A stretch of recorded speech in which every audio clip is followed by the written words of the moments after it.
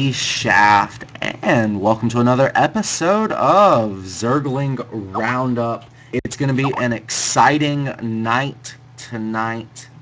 Let me introduce you to everybody, and then we will talk a little bit about the show and who we've got playing.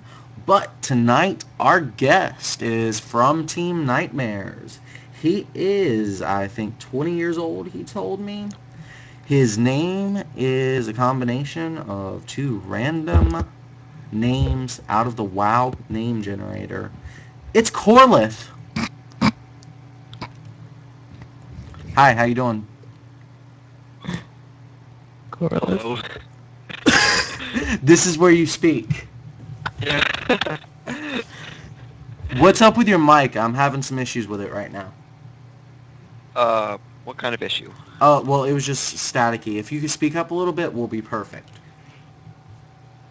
Alright, I can do that. Awesome. Okay, so you're Korlith from Team Nightmares, is that right? Yep. Alright, well, what rank are you, man? Tell me a little bit about yourself. Imagine I've never heard of you. Of course I have, but we'll get to that in a second. Just imagine, like, we're complete strangers, and, you know, you were trying to, like, hit on me, and you wanted me to go home and sleep with you. How would you try to impress me? Alright, so, my ID is Korlith, as you've already said. On the ladder, I was top diamond in the beta. Uh-huh. Of course. Diamond was the top league at the time. And then once Grandmaster came out, I got in Season 2. Right. And then previous seasons, I've never had time to play in person matches in time, so it was always filled. And then this season, I got back in. I go to the University of Western Ontario. I'm one of their better players. I'm pretty much second to a Stogie, who I have never beaten. Yep. Pretty terrible record. But aside from him, I only lost one game in that. I was CSL. And I went on to win the Canadian Championship at the NASL 3. Okay. Lucky. Absolutely, man. Well, that is awesome, dude. It sounds like you've got quite a list of accomplishments under your belt. Now, I've heard a lot about your TVP, but I don't want to tell anyone about it just yet. That's going to be our little ace in the hole. So, I do believe we've got a couple of games lined up. Midget is going to be our admin for the night. He's also going to be our MC. He'll be responsible for introducing the new players and lining up all these great matches. So let me introduce him, i.e. Midget. How you doing, buddy? I'm doing good today. Actually, my name's changed to BBB since a while ago, but I'm doing great today. I'm looking forward to the games we're playing. I hope we can see some good games. And like I said, or like you said, actually, his TVP, I'm looking forward to see that. Fair enough, dude. Fair enough. Now, I'm trying to just clear up some technical issues, but feel free to just go ahead and host the matches so we have something to start talking about. And other than that, we're just waiting on you, buddy. Alright, so...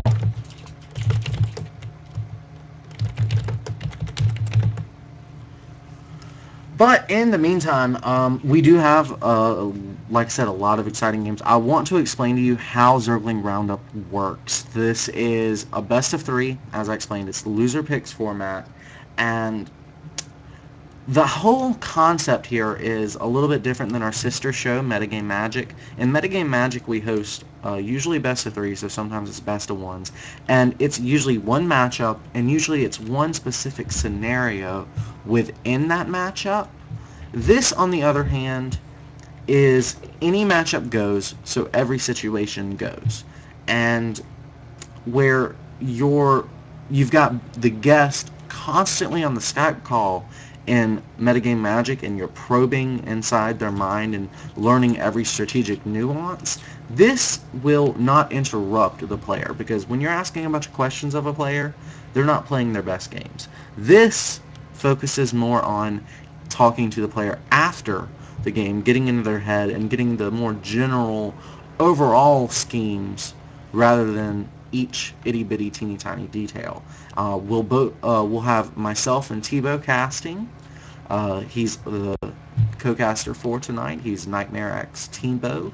How you doing, by the way? I think I forgot to introduce you. Yeah, you did, but it's alright, because I've been introduced the other night, so I'm good, man, I'm good. Awesome, dude. I still love you. I'm making a heart with my hands right now. In any case, yeah, it's going to be us on the cast. We have another player lined up. Yes, Midget, you are finding someone else. I do believe Joshua or Sanhei may have found someone for you. Those are the two people you should be talking to facilitate this. So we've got NMX Bones coming up, is that right? Yes, okay, so right now we have this match lined up on MLG Daybreak for the first match. This is going to be a battle of 3 between NMX Bones and SCD Korlith. Right now, NMX Bones is he's in the top 8 Masters. He's Masters League Division rank 7 in 1v1 right now, and I'm ready to go. Awesome, dude. Now, tell me, Korlith, you're on NMX, is that right? I am. Okay, but your name is SCD Korlith. Yeah, I never got around to changing that. Ah, I understand. Guys, I know Korlith sounds really distorted, but he borrowed a mic from somebody just so he could do this show.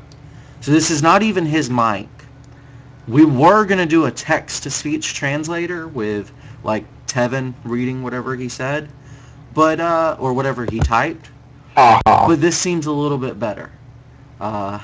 So we're making it work. The benefit of having him here to give his overall opinion at the end of the games is well worth enduring the mindfuck that is his mic. But that being said, he won't be here most of the time, so don't worry about it. So how far are we from both players being ready here, Tevin? From what it looks like everybody's ready, so are we ready to start the stream now? Yes, sir. Go ahead and get us started. Alright, MLG Daybreak, here we go. Okay, thank you so much, man. When this game loads up, do me a favor, go ahead and drop out, and we will see you on the other side. Alrighty, man, I'll see you later. Alright, appreciate it. So guys, as we said earlier, this is LG Shaft, and with me tonight is my good friend. This is where you introduce yourself. NMX TiVo, obviously. Alright, man. We're going to be on MLG Daybreak. Looks like that's going to be our default map for the night. This is a neutral map where neither player gets to choose this map. This is just what the event says has to be. So this is the neutral map. Hopefully both players will get some benefit and some, you know, stabbed in the backness. I can't think of an adjective for it, so I just invented one. In any case, we've got TVP. This is the matchup we were actually hoping for. Now, tell me a little bit about Korlith's TVP, because... Or do you want it to be a surprise? Do you think that'd be better? I think it'll be better off as a surprise. It's all I can say is, well, I mean, he has 2 different styles, really. But, I mean, you can introduce or whatever first. Oh, yeah, no doubt. 2 different styles. I only know one of them. So, in any case, he's making a couple of hints. Cattle bruisers. Alright, so here on the top right-hand side of MLG Daybreak, we've got the Purple Tear, and his name is SCD Korlith, but he's playing for Team Nightmares. And his opponent over here in the bottom left-hand side, also playing for Team Nightmares, it's the green Protoss named Bones. Have you ever seen any green bones? Green bones? No, I can't say I have. They smell really bad. I imagine they have. I mean, I watch like Criminal Minds and all that shit, and I still never see green bones. But... True story, man. Mm. So, I have to be honest. TVP, probably my worst matchup. I'm a Zerg player. I'm pretty okay at mirror matches. I understand them a little bit. This makes no sense to me at all. So, a PvP? Yeah, a TVP or a PvT. I'm not picky. Yeah, so drop some knowledge on me. Well, the way I see it, I mean, the way that I've been told Protoss vs. Terran works out in the Protoss perspective is you still kind of need to be a base up on your Terran opponent because obviously they have mules, and just like Zerg, mules kill you. Like not physically, but you know, it's there. Fair enough. They will end you. So I mean, having the better economy as a Protoss is usually the better idea. But usually in PvT, well, you see a lot of 2 base all-ins, like 3 Colossus pushes, stuff like that, to just try to end the game in the mid game. Because once ghosts come into play, you know, it's very hard to. Well, then it just comes into micro and not clumping your units together and whatnot. So. Okay, so this seems to be a relatively economic matchup. Both players are doing 1 Rex expos or 1 gate expos. Yeah, I really wouldn't be surprised to see Korlith on another command center. He likes to do that. Okay, so kind of 3 OC build, cause style. And there it is. Yes, sir. That's really interesting positioning, that. Oh, it should never get scouted, so... Yeah, that's true, and even if it does, this is on the Protoss side of the map. So, if it comes down to like a 45, 50-minute game, these minerals mined out. Well, Korlith gets the minerals. So, you know, let's say he mines out 1,500 minerals. He gets those 1,500 minerals, but then Bones doesn't get them. So, technically, he gets like 3,000 more minerals than his opponent. Pretty awesome. Yeah, so I definitely like to see him actually just throw all mules onto that base to mine it out as soon as possible. So that's 1 less base for Bones to have, as you say, in the late game. So. Yeah. And here's what I'm talking about, guys. You look at the cursor right now on the mini-map. I'm kind of splitting this map in half, in fact. Here, check this out. This is a bisecting line. This right-hand side of the map will always belong to Korlith in the late game. This left-hand side should always belong to Bones. Korlith has just thrown a wrench into that sort of logic. Mm-hmm. He just read your mind. He's like, I know what he's going to say, so I'm just going to break it right now. Yeah, fair enough. Fair enough. He's a jerk like that, man. Well, I mean, like, we have to... I mean, there's going to be 3 mules at the same time here, so I mean, that's going to be major income for the Terran player, obviously, Korlith, so... That's pretty sick. So we do have 2 reactors on the way. They're both attached to barracks. Just now getting 2 gas for his for his main 3rd gas on the way. He has 3 barracks, a 4th barracks on the way. It looks like he's going to be favoring Bio, but now he's taking all this gas, so I don't know. I think he's making a 4th barracks just to be a little extra safe against, let's say, a 2-base 8-gate timing, because obviously the more Marines and Marauders you have out, the better chance you have of surviving. Okay. That obviously that's not the case in this, but I mean, I have seen it. I was actually just watching on the, I think it was like Tasia versus Alicia or something like that, and then Tasia actually did this 4 barracks play, and it held off, so it works. Stimpack is on the way, guys, as well as a factory. We've got a robotics bay, an observer, and a forge on the way for Bones. And that's going to allow Bones to, you know, go ahead and get some upgrades out, as well as getting those Colossi. I think you're absolutely right. He's going to do some form of, like, 3 Colossi push. Korlith, he's going to have units out to help defend this. But infantry, does that usually do so well against Colossi? Usually it doesn't, but Korlith somehow finds a way to make it work most times, so... Interesting. Interesting. Gonna have to take a look at that, see if it holds true. We'll see. Well, a I mule mean, just Bones died. and Korlith play against each other a lot, so they probably know kind of what's going on. Ah, so there's some mind games within mind games going on here, huh? Most likely. I gotcha. We have a lot more barracks on the way. Starport on the way. A reactor on that factory. That must be for the starport. What can you make on the starport? Medevacs? Alright, cool. Sounds good to me.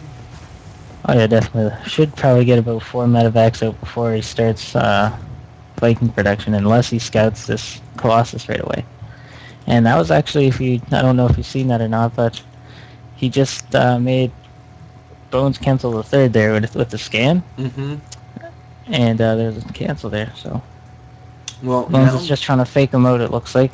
Make him believe that he's doing a 3-base push, but he's not. Another scan in the main. Korlith is not trusting his senses. He sees 2 more gateways on the way state. He sees the 5 gate. He sees the robotics bay. He sees a couple of stalkers. He's not seen the colossi or a couple of sentries at his front. But he knows timings pretty well, so we already see him throwing up the second starport. We already see him throwing out 2 Vikings at the same time, so he's going to be prepared for this. Okay, so Vikings are really the answer to Colossi here. Oh yeah, definitely. What is it? I think it's like 3 Vikings per Colossus or something like that. Okay. Oh, we actually just have a reactor going straight down on the second one too, so he wants to pump 4 at the same time. Bones building a pylon in the top left corner right here by this expansion. I wonder if he's seen it. Oh, he has seen it. Yeah, okay. he just scouted that actually. Oh, Dude. well, that's going to suck for Korlith, but I don't know. Korlith, he's got a pretty sizable army. If he were to try to engage the Protoss without Protoss getting a huge number of stalkers out, this could definitely go Korlith's way. oh yeah, but Bones just has to sit at the top of this ramp and then force field half the army. That's all he's got to do. Fair And enough. we have Zealots running into Korlith's third here. Secret third. So this space is no longer viable. Yeah. Well, if he can hold this off... we do have the Protoss moving out. He's going to take the Silnagar Tower. And he's actually... Oh, yep, there we go. He's going straight on to that third. Going to clear that up and hopefully get rid of most of the SCVs. The Marines here are severely damaged from Sindak, but they cleaned up that pylon pretty quickly. Well, if you click on each mineral patch, each one's been mined pretty much 500 to 600. So I mean, what's that? 6 times 4,000. 8 mineral patches. So yeah, so he's already mined that much out. Like that's how much more ahead he is of Bones right now. Absolutely. So that basically translates into 3 full mineral fields. And these Colossus are basically rendered useless because if we look at Korlith's army right now in the production tab, we have a lot of Vikings. There's 9 Vikings on the map right now. That's crazy. That is crazy. Okay. What are the efforts? So what do you think Korlith's going to be trying to do from this point on? He's got the Vikings to deal with the Colossi. Obviously, he's got an economic lead. He's just going to have to stay alive, keep his tech up, and ultimately starve his opponent out of this game. But how does he do that cost effectively? What's the next step? Oh, sorry, I kind of missed that. I just listened to Starved and Caustic Fish, and so That's fine. basically, I mean, he's ahead right now. He should know that because obviously he's been on 3. He was on 3 base for a very long time. He scouted Bones canceling his third and going for the 2 base all in. Obviously, Bones didn't continue with that. So I mean, Korlith knows he's ahead right now, and he's probably going to attack right now and clear up the Colossus, and we'll see Bones switching to the Archon tech. So I really love Bones' upgrades. He's got ground armor level 3 on the way, +2 attack. He's got Psystorm, he's got Blink, he's got some cannons up. He's getting his third, but if he can't get exactly in a position... Oh, no, just choosing to cancel that third. I kind of like that. And when you were talking about starving earlier, this is exactly what you have to do. Korlith, I mean, Bones cannot engage his army without losing everything. What's Korlith really needs- the deal breaker for Bones in the engagement? The Vikings? Seeing as he has so many zealots now, I think he really doesn't care about his Colossus anymore. I mean, obviously he'll try to do as much damage as he can with them, but it's not going to be much. And so he's mainly just going to be hoping for storms to hit. Okay. Charge a lot Archon kind of concept. Oh, EMP. Uh-oh, nice little drop into the main. It's going to take care of that cannon, and Bones is completely out of position to do this. His army's split in half here. This is not what you want as a Protoss. You need your army to be in full, compact position, but... 2 sentries just died there with full energy. Ouch. Uh-oh, Vikings getting stormed. Yeah, he kind of landed his Vikings a little early. He didn't kill both the Colossus, but... Such as life. Drop really didn't do too much, so Bones actually handled that pretty well. But I mean, he did lose a good chunk of his army, and the supply shows that. And there's a factory rallying Hellions to the natural of Bones. Bones can even see this. That's cute, but it's going to run right into his army. Oh, wow. Uh-oh. Hellion getting right on but into look, the that mineral. Colossus is out of position now. It's not going to be in this fight for a while because of that Hellion. And that one Hellion is actually changing A the course hero. of this battle. Very much so, but... Yeah, Korlith should just be leaving now. Well, with 60 supply advantage, it's hard to outrun charge loss, obviously, but with 60 supply advantage, you can afford to lose a couple of units. I think he's just trying to make Bones feel comfortable right now, and then once he sees his army at home, he's going to be like, oh shit. I've had that happen to me on several occasions as a Zerg player. ZVZ, man, first they have nothing, then all of a sudden, they have 30 roaches knocking on your front door. I am pretty worried for Korlith here, though, because he only has one medevac.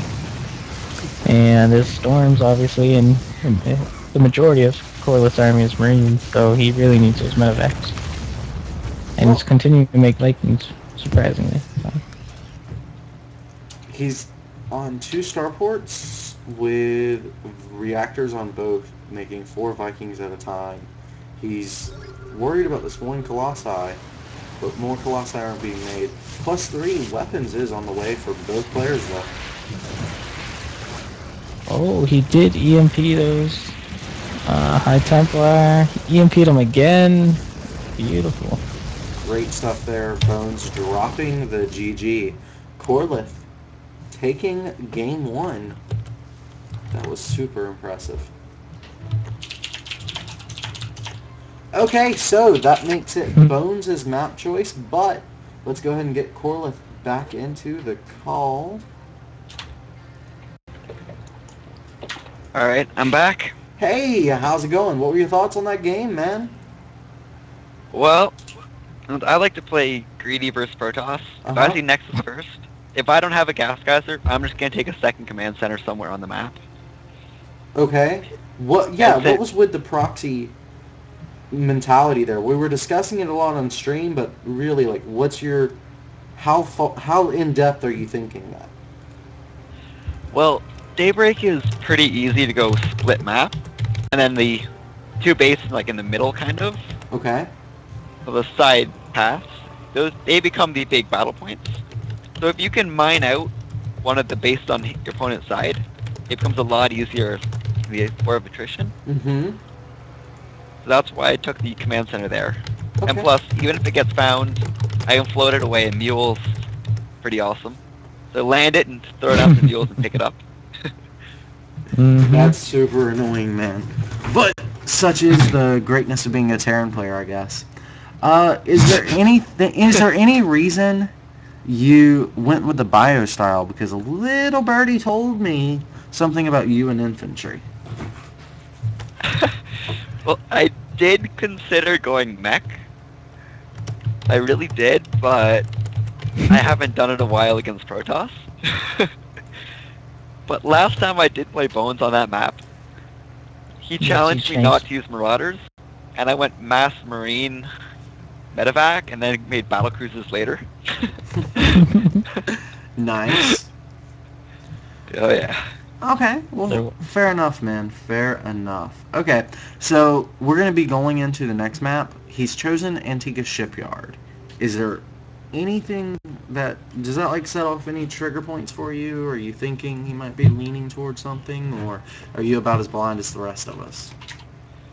Well, pretty much all I know that he really likes doing that 2 or 3 Colossi into Templar 2 base kind of push, Mm-hmm. and they expand behind it. Okay. That's pretty much all that I know he likes doing. Meanwhile, I can do pretty much anything and be happy with it. Okay, so fair enough, fair enough. You're kind of metagaming him, but all right, fair enough. We'll see how it goes, man. Alright, if he goes next first again, I'll show you something interesting. All right, I'm excited. I know what's coming here, for fuck's sakes. Oh my god. Well, better hope he goes next first. Alrighty. Mm. Okay, we've got the go-go midget, so just as soon as you see the players going, and if we're just bantering, start it. Alright then, so our next game is starting. SCD Korlith is up 1 on NMX Bones. MLG Antigua Shipyard will be the next map. And let's see how interesting this game gets. Absolutely, man. No problem. Should have picked. I was actually kind of surprised. I was hoping to see last game Frazier go for the Marine tank style that he sometimes likes to do. I seen him do it. It was actually about a month ago. He used to do it all the time, but I guess he doesn't like it anymore. Hey, everyone outgrows their favorite build, don't they? Mm-hmm. I remember when I was doing a 7-pull every game. I remember when I go on tilt sometimes. Well, it was a long time ago when I did this, but like, not the tilt part, but this build. I just 7-pull like crazy. Like, I didn't even care what race I was against. I just 7-pull, and I'd lose every game, and I get even madder. So nice. Alrighty, guys. So here on the bottom right-hand side of the map, we've got our Zergling Roundup guest of the night. His name is SCD Korlith, but he plays for Team Nightmares, and he's the purple Terran on your screen right now. Here on the top left-hand side, cross positions of Antigua Shipyard, he's the shining green Protoss, the color of puke. It's NMX Bones. the color of puke.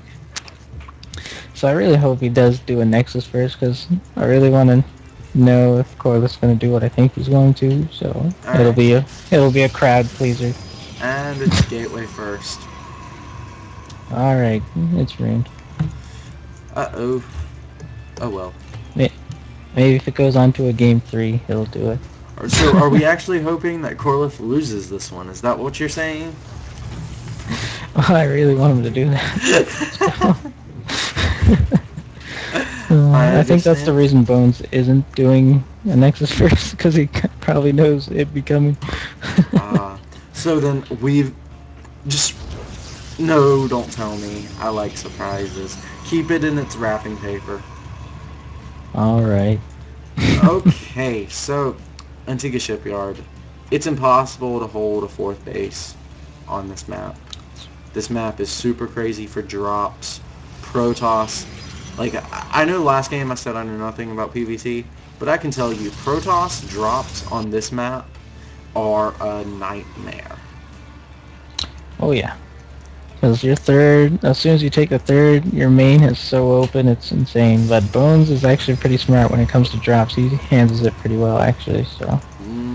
What allows him to do that, do you know? Usually when he's either going to push out or he's taking this third and he's going to have his army sitting in the main, or between the main and the third, he, puts cannons where he thinks drops are going to be. And like when he gets to the High Templar tech, he'll leave a High Templar there too. Okay. That's interesting. Cybercore finishing up now. That's really going to be the main tech this early in the game. Once the Cybercore finishes up, you can then get higher in tech. We'll find out if he gets the Robo, the Stargate, the Twilight Council. We're laughing. Oh my god, he's Two doing factories this. over here? Okay. Okay, so you know the story. What's happening? What's going on? It's silly. That's what. And it works really well. That's just the thing. I don't get how these stupid builds work so well, but they work. See, I was on a team with VV Rough, so I'm no longer surprised by this sort of thing. Well, I'm sure once if this part fails, which he's actually, if he doesn't get a sentry next, he could actually do a lot of damage because he'll get up to the main. So, yeah. But if this part fails for, oh, he's actually doing that. That's just dirty. So unspecific, it's not even cool. Oh my god! Will these gateways see this? No. Okay, so he's just gonna rally these Hellions into the mineral line, is he not? Uh-oh! Bones already aware of it. That's some crazy math hacks right there. Yeah, right? What the hell? Oh. Oh, Bones. Korlith, you got played, homie. So he's gonna let the reactors, the Hellions, come out. He's gonna lose that factory to burning. Yeah, we're gonna see a follow-up of a double Stargate, and it's yep. He's doing this weird build, and the Marines come up to them natural. Yeah, it's just like some pretty crazy micro going on here. Korlith is forcing these units to deal with the reactor. Why do I keep saying reactor Hellions? The Hellions, and trying to destroy that factory. The Marines are going to target down the Nexus as it's out of position, and then it's just back and forth action, buying time for the Hellions to burn up some crispy probes. 6 workers have been killed right now for Korlith. But we have seen that Korlith actually has lost more resources. So, let's see, what's the work count? Actually, so yeah, this is actually worth it because Bones is down, and you never want to be below a Terran. Yeah, well, the 2 orbital commands that Korlith has right now, well, sorry, I was looking at the natural and thought it was done. Well, he will have 2 orbital commands soon, and that's going to put him at least 8 workers ahead of whatever the harvester count says. So, yeah, he's way ahead of Bones at the moment. But Bones is going to be making a lot of Stargates. He's got 6 gates up right now. But he's going to have to make quite a few Stalkers as 2 Banshee are on the way. And they're actually not going to be cloaked, so this 6 gate could actually really stop this. I mean, he is going to lose a lot of probes if he doesn't react quickly, but he's going to have a lot of units, and I don't really see Korlith able to stop that. Well, Bones is up 7 supply. That's not where Korlith wants to be with a 6 gate on the way. Alright, let's see how many probes we get here. Pretty quick reactions. 2 Banshee about to finish. There we go. 2 more Banshee on the way. There we go. We've got the command center finishing as well. This factory just kind of chilling in the air. Pretty nice scout. This Banshee taking a lot of damage. He's trying to get back to the SCVs to repair it so he doesn't lose that investment, but he's going to get onto the high ground. Bunker in exactly he really needs more bunkers. He really needs more. Well, that bunker is going to get burned down. The Banshee finally falls. Uh-oh. Bones is actually breaking through here. Korlith is going to lose his orbital command. He's bringing all his probes, too. He's got to hold this wall. Super important, but that's going to expose the SCVs to See, if these were cloak Banshees, it would have been definitely game over. But we have 5 Banshees here. That's a lot of DPS, actually. And with these SCV support, he can actually kill this. What the hell is with the He actually is going to hold this. He is going to... Wow. All he has to do is focus Stalkers and he wins. Yeah, game over. What was the point of the probes there? I think he just figured he'd just he was just going to bust up the ramp and just DPS everything, and the probes would just be meat shields. I don't think he thought it was double port Banshee. Yeah, they were Probably- meat shields, all right, but they didn't do what he wanted to, obviously. Wow. Well, that is going to be 0-2 for Bone, so we've got to line up our next player. I want to get Korlith back into the chat, get his ideas on that last game. Uh-oh, here we go. Korlith, hey, how are ya? Alright. Feel free to just, like, hop in and say hi when the game's over. Like, don't mind interrupting us. It's cool. But, hey, thoughts on that game? Well, it wasn't quite Nexus first as I wanted it to be. But I didn't care. I wanted to do it anyway. Ah, so that's what you had in mind originally. Well, I was thinking about doing a 2 racks instead, but I just wanted to do that, so. Okay. Hey, I was respect already a good excited. build. It was still a fast Nexus, so. Mhm. So anyway, I actually saw a Velo do that to someone else on that map.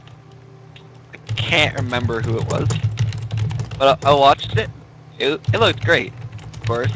It works better when the factories don't get scouted, because there's just endless Hellions. Because I saw my one factory went down. Normally it'd be the 2 Hellions, and they can barely respond to those by the time the next 2 come out. So they can do a lot of damage. But instead, one of my factories was dying, and he had all of his units waiting right there, so wasn't looking Yeah, that was unfortunate. He definitely seems like a strong player, though. Like, he pulled that timing attack, and the probes looked silly. I'm gonna be honest, but the more I think he about thought that, I had cloak. yeah, I'm sorry. Go ahead. Yeah, he probably assumed I had cloak, Yeah. which I also thought about getting, but decided not to and just grab an expansion faster. Okay, fair enough, man. Fair enough. But, yeah, because he should have me do that to other people, so he should have known I would get cloak by the other. But he might not have been present at the clan war when I did that. So you're no. kind of recycling builds here? Yeah. Jerk. Well, I'm just talking to him right now. He's like, I should have known he was doing that. I was just like, yeah, you should have. Because as soon as I seen the 2 That's what- factories go down, I knew exactly what was going on. I was just like, oh my god. I didn't know you were going to actually fly it into his base, though. I was like, wow. Of course. That What was- else would I do with rocket factories? Run in the front where all his units are? Well, I thought you might have just, like, you know, used your Hellions and Marines and just kill his army and go. But and then do a Banshee follow-up. But the Well, then I split would've just prong made was broader. awesome. Creative, nonetheless. Creative, nonetheless. All right, so we've got representative from SG. Interesting. All right, so I have our next game set up. This guy, SGXO, is 68 on the Masters ladder. He's 68 Masters against our own SCD Korlith, who is 113 Masters. Of course, we're going to be starting on our MLG Daybreak default map for the first map of Battle of 3. GM. Yeah, GM. That's what I meant. But anyway, so I'm ready to go. If you're all ready to go. Definitely. Make sure XO is ready, and then we'll get it started. I'm excited. Can you tell? My voice was cracking. Wow, Korlith, I hope you have 3 more builds in your mind, because it's another Protoss. At least 2 more. Yeah, I was being good-mannered, and I was, you know, saying he's not going to 2-0, you know? Well, I mean, 3 builds. this guy could suck. He could really suck, but... I mean, I have my doubts about him. I'm having feelings that he's probably not as good as Bones, but... Little see. bias, huh? Little bias. Not to be biased, but I mean, even just going by rank and whatnot, I mean, I don't know. We'll see. Okay. I see. Well, guys, hi. This is LG Shaft, and we're doing another episode of Zergling Roundup. You guys saw me playing with the scoreboard there, but we're going to go ahead and introduce these players. It is the Red Protoss from Team SG, EXO. And here on the bottom left-hand side of the map, we've got the Purple Terran from Team NMX. It's Korlith. Oh yeah. Alright, let's... I wonder if this guy was watching the stream and was saying, or was thinking, oh, I want to see what happens when I go Nexus first. Well, we can hope. Oh, Gateway. Phooey. I just want to leave now. You just want to leave now? Make him do it. Make him do Nexus first, or I don't want to play no more. Yeah, next person that this guy finds, you have to say you have to Nexus first, or you don't get to play. Okay. So. That's starting to make this sound more like metagame magic now. Yeah. So what is it about Protoss that makes them so vulnerable to Korlith's gay style of playing? They've never seen it. Okay. So you think it's mostly them cutting corners and not being prepared? Pretty much, because I mean, when I started practicing against Korlith, I mean, I don't know how to face mass battle cruisers and stuff. I've never played against them before. That's gay. Who does that? Right. He does. So I mean, obviously if he does, there might be someone else out there who does that I'll play one day. So might as well get used to it. True. So what? I'm not asking so much the definitive answer to this question, so much as the process. When you encounter something incredibly off the wall and crazy, so typical of someone like Korlith, what is the mental process you go through to kind of deal with that? Because you have to be thinking on the fly, you have to be adjusting all the time. How do you deal with that as a player? Well, first Korlith, when I first seen his mass battle cruiser Raven Viking, I'm just like, okay, what count as battle cruisers? You're like, okay, well, there's corruptors, they're pretty good, but then you have to be like, okay, but he has ravens, and ravens are good against corruptors, and so then you're like, what count as ravens? You're like, infestors. So I mean, what my plan is, next time I face it, I'm going to be like mass infestors, and I'm going to neuroparasite all of the ravens. Oh yeah, and I'm also going to mass corruptors as well. And I'm going to try to neuroparasite like 3 or 4 ravens, put point defense drones down, and that makes all the battle cruisers pretty useless, and it also uses all the energy of his ravens, so he can't secret missile my corruptors, and then I kill the battle cruisers. That's my plan. Okay, so are you going to get Broodlords? No, I'm never going to even touch Broodlords. Okay. I'm going to be like mass Ling, Infestor, Corruptor. Gotcha. So at the moment, we're working with a 3-gate Robo with a Robo Bay on the way as well. 2 forward pylons on the map where Korlith has 2 command centers. One of them is finishing up, the other one is an orbital. And yeah, this is kind of crazy. EXO is going to be doing some kind of counter aggression. Oh, this is funny. I don't know. I forget, was he in the stream or in the chat when I was talking about the Marine tank? Because that's what he's doing right now. And it's actually might get hard countered here with this 1-base Colossus, but we'll see. This is going to be interesting to see. EXO is putting himself in a situation where he has to do damage, if not being completely all in at this point. But Korlith could outright die right now. Well, Korlith's going mech, and when you're going mech, you need a lot of time, and that's not something Korlith's going to have here. There's so much gas being mined so early in this game by Korlith. He's just not going to have Actually, did he scout this? No. No, this is completely blind. Well, I mean, Korlith knows it's going to be some kind of one base.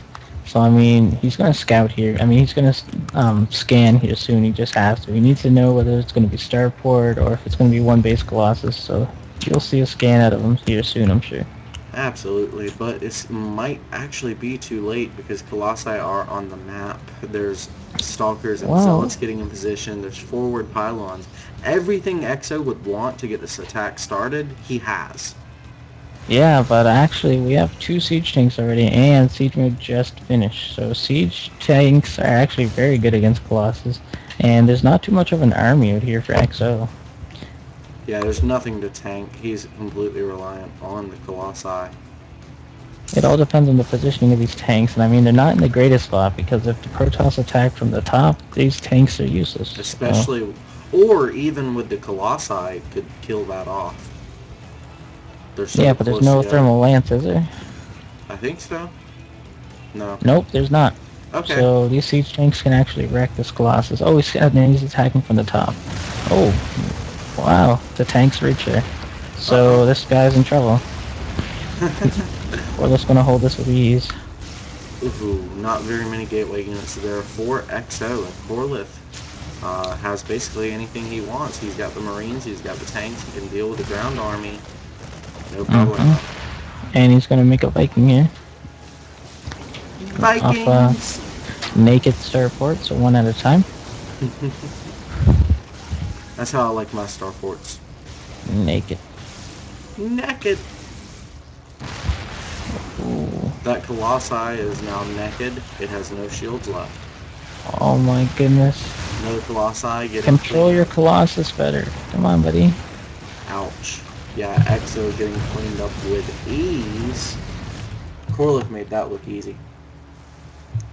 Yeah, he was gonna go mech, but we didn't really get to see it. Darn you, Exo, for not being as good as a GM. Darn you. Why'd you have to volunteer yourself? No, I'm just kidding. Jerk. Alright. Jinx, you owe me a soda. Well, so was your plan there mech or was it marine tank? I was gonna go mech, but Yeah. one of the big shortcomings of mech is getting mech. Exactly. Like, I've played games where you just up and die trying to get mech. Like if someone makes an immortal and a war prism, you're dead. You actually just die. Like that's why I went with the reactor marines, because they're cheap, and unlike Hellions, they're actually gonna do something.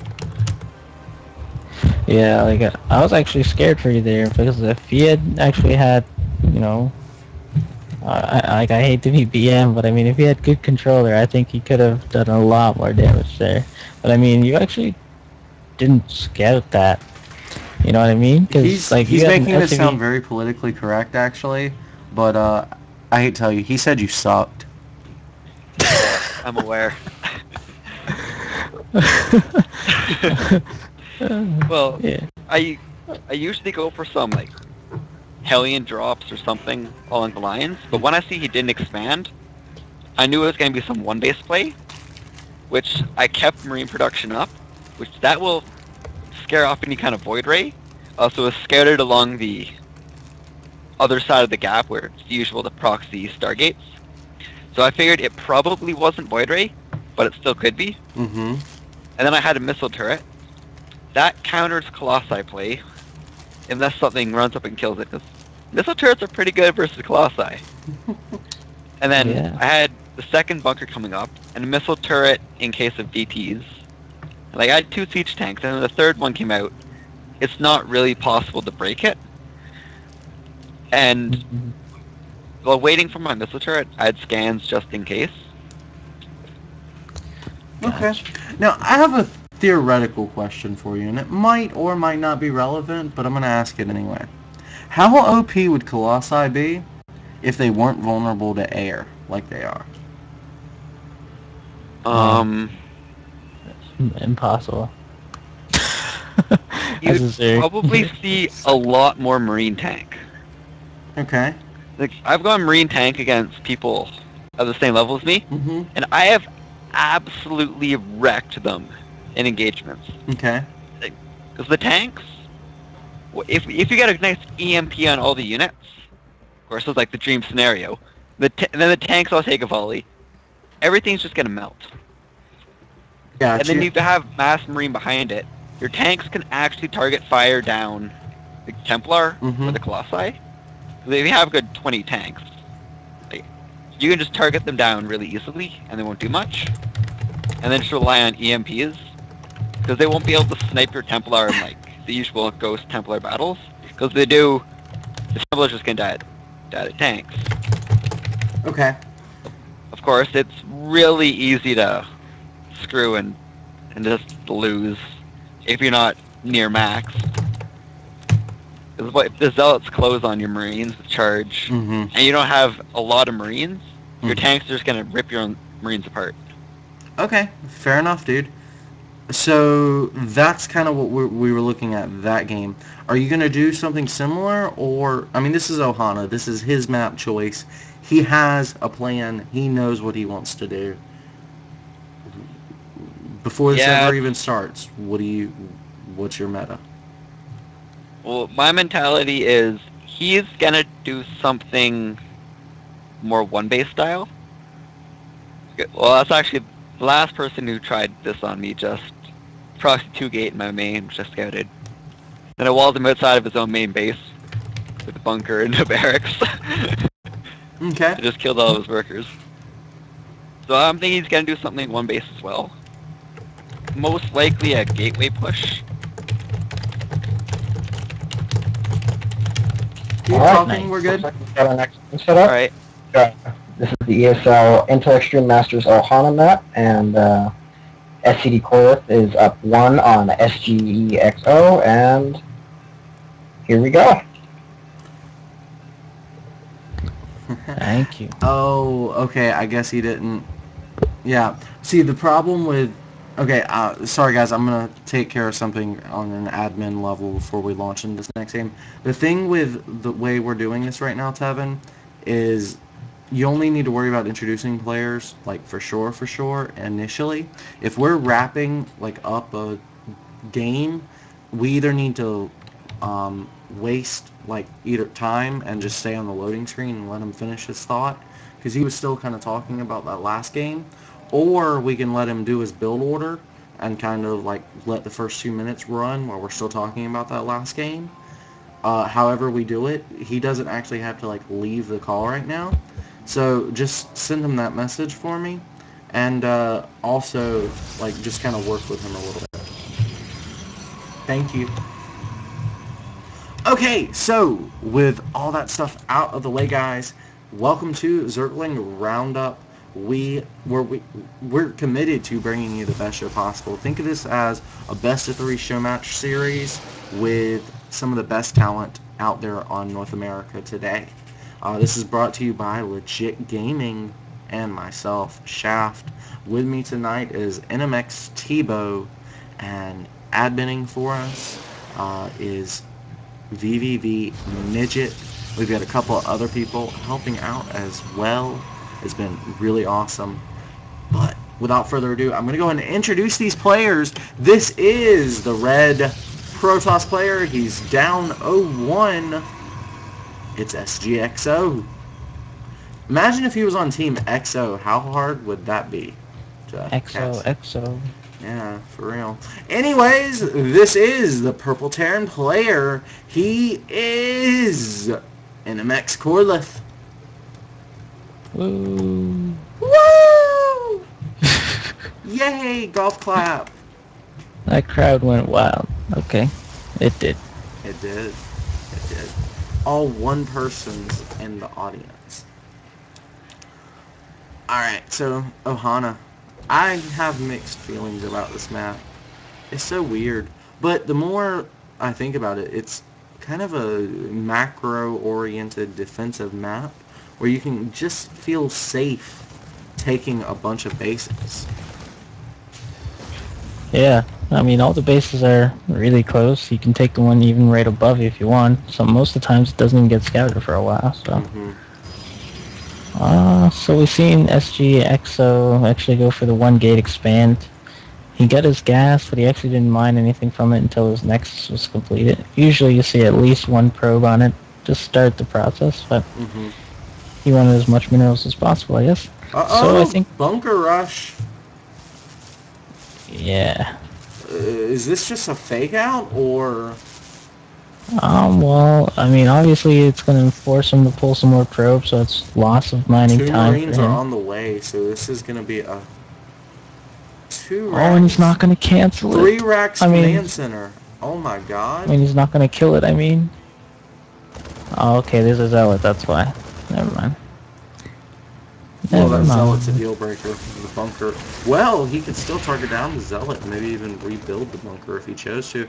Pulling SUV back. What's going on? Sending a Marine in. No, he's going to stop it at the top of the ramp. Look at this Marine. Lonely world. Run, man, run! Run for your life! I don't want to be alone. 4. Okay, yeah, he's a good choice to run back and not overextend himself. With the Stalker out now, he would actually be able to lose pretty much all the Marines, so... Okay, little Zealot Stalker pressure moving out onto the map. What do you think of this? The Zealot Stalker, well, he needs some scouting information. He wanted to grab the tower, so Stalkers are really good for doing that. Clearing your enemy's tower so you can keep that, so... It's just a good way to keep a tab on like how many Marines or whatever that Terran has. Okay. So it's not ultimately designed to do damage so much as get information. Yeah, it's just scouting. Because I mean, if he kept his Stalker at the tower right now, he'd see how many Marines Korlith has and he'd be like, okay, so he probably still only has 1 gate right now. And the Zealot Stalker does better than just the Stalker alone? No, there's no point in bringing the Zealot because it's too slow. Okay. So if for some reason, somehow, he had Marauders with concussive shells, then he'd just lose the Zealot. So. Okay. Yeah. Fair enough. Simpac just starting now. Engineering Bay on the way as well. Robo Facility, Twilight Council. Kind of looks like a Blink Stalker, maybe. I agree. Oh, DTs. DT. Then what? The War Prism DTs, maybe? Okay, that's the Robos. Okay, perfect, man. 2 more gateways on the way as well. That's exactly what we're going to see here. XO pulling a little cheese out. I think this is the Provolone variety. Well, we do have a Reaper coming out, actually, so, I mean, it could get all the scouting information that he actually needs if it can get out in time. Korlith playing dirty. Korlith's seen that probe, so he's scouting for that. Korlith also finishing a gas. Oh, what? He didn't see the pylon? He can see it. There we go. Targeting it down with those 6 Marines. XO canceling it at the very last second. Good job there. We have another bunker going down, but not a turret, so he's... Okay, there's a turret. Alright, so it is War Prism. 6 gates on the way. Oh, is this Reaper gonna see that War Prism? That would be so nice. Oh, go. He sees it. Oh wait, did he click on it? He clicked on his Reaper, but I don't think it was in time. Reaper, it's all up to you, man. The fate. Or did he? Oh, he did see it because he's making turrets in his base. Reaper dies. Reaper dies. Poor guy. Yeah. Yeah, he actually already knows it. Yeah, he did see the War Prism. His Marines are already in place. Oh, he's got to be so careful with this War Prism. The fate of the Kaprulu sector rested. If he loses this War Prism, he lost so many resources. I'm going to keep my resource loss tab open. Let's see what happens here. Okay, so it's 125 to 175, just for the record. And there we go. Oh, this did literally nothing. Oh, wow.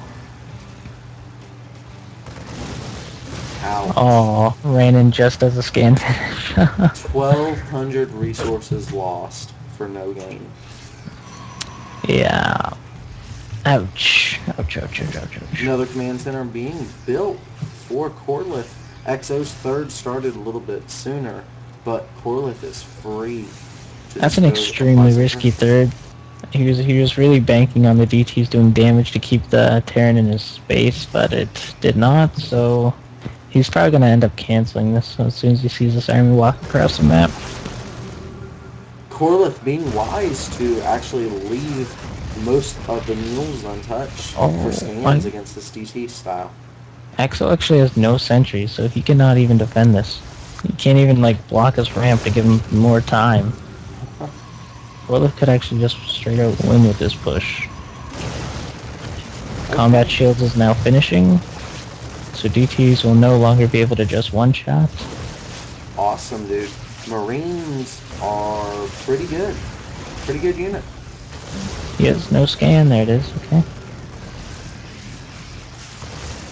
Picking off anything he can, maybe this Nexus. Yep, Nexus going down. Should have cancelled that when you seen the army coming across the way, but...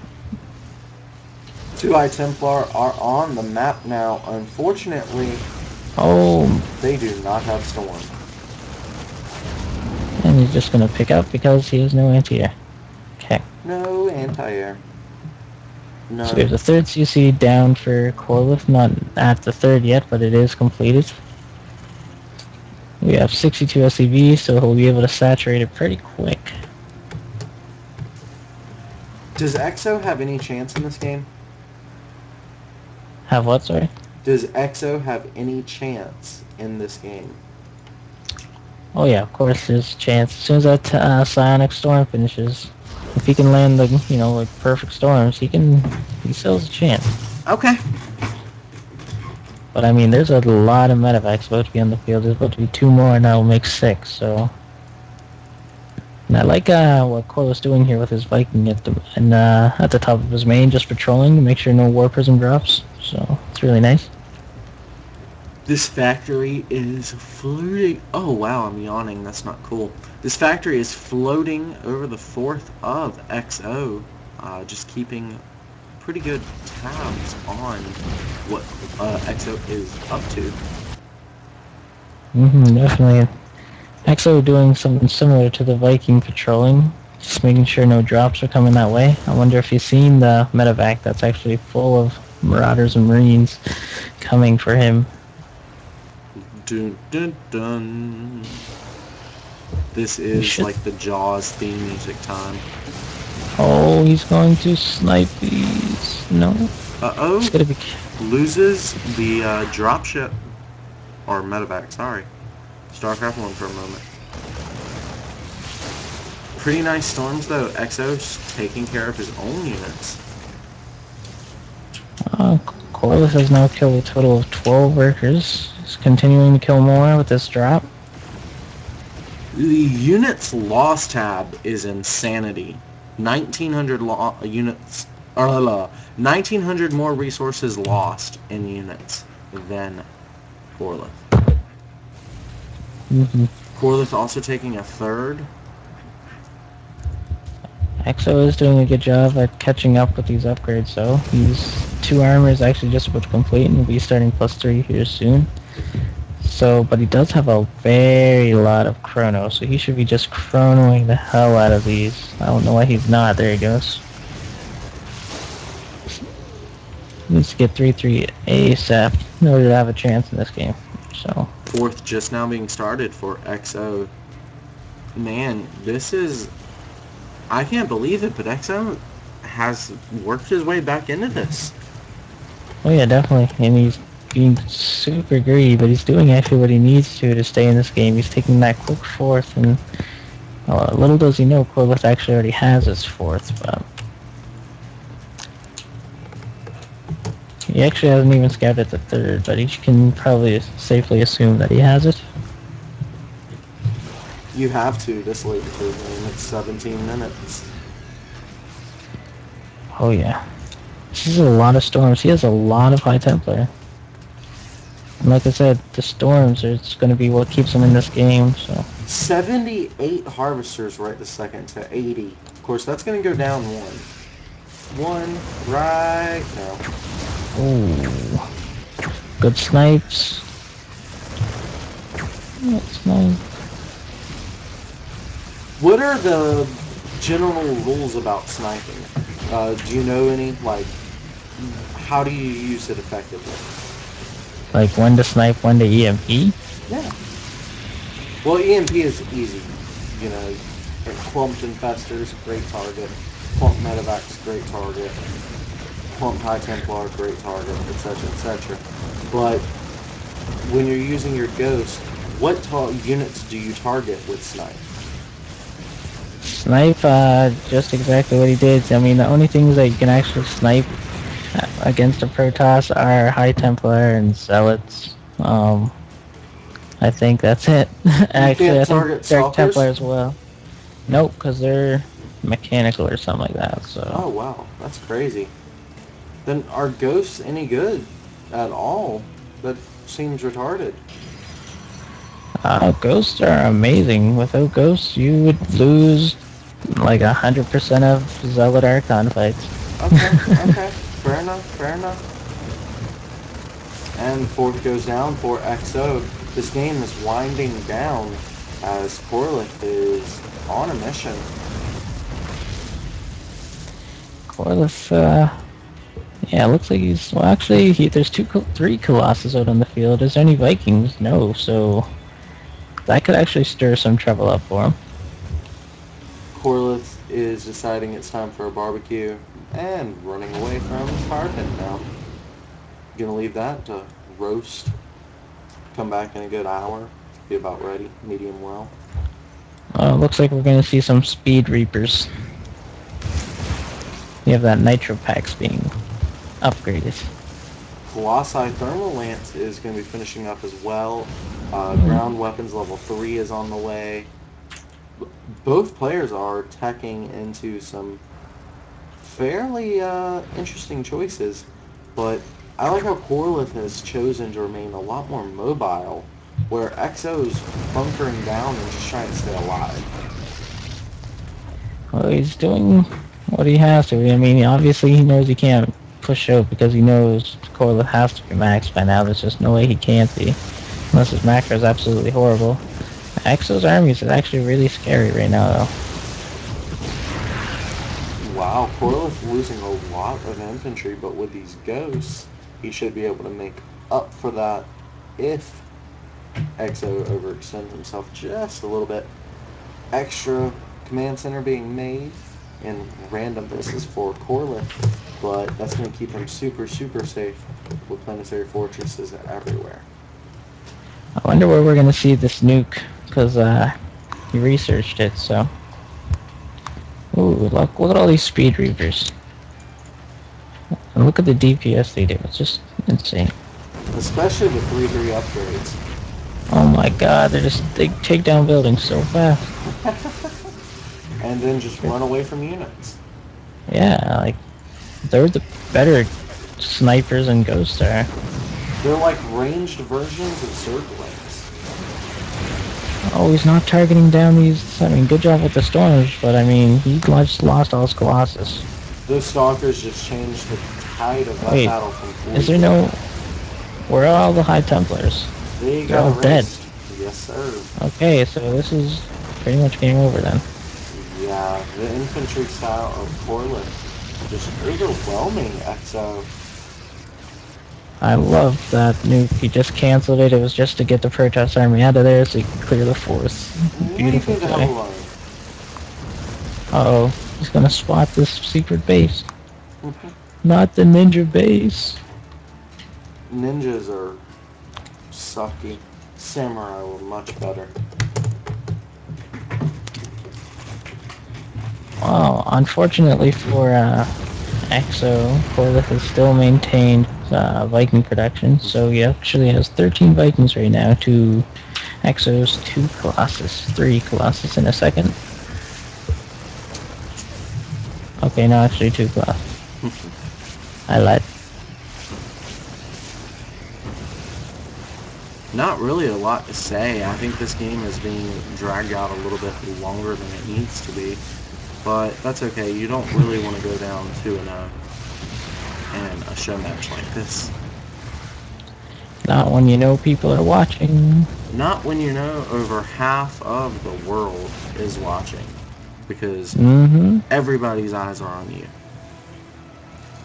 pressure, man. Just like being on the MLG stage. MLG stage ain't got shit on this. It's true.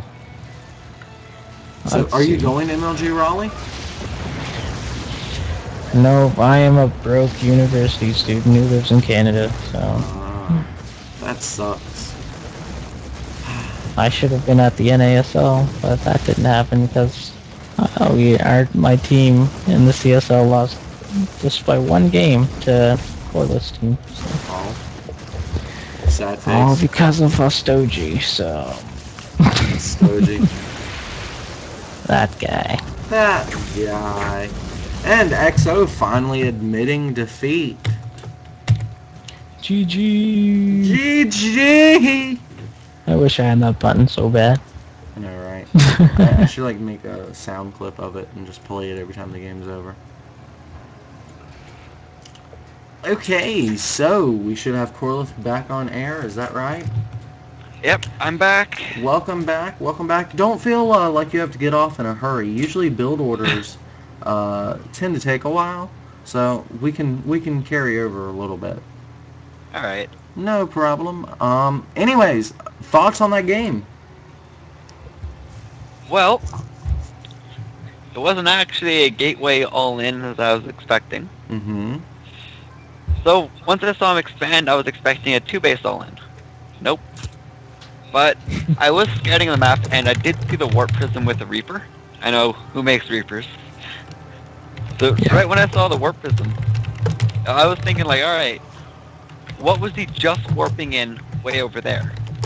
And since I was actually playing Destro earlier, and he did that identical build, of course, I just dropped a scan and CDTs the second his Warp Prism flew into my base, unlike this game where I was waiting for the Warp Prism. Mm-hmm. So like, once I took down those 4 DTs and took absolutely no damage, I knew I was safe to go across the map and...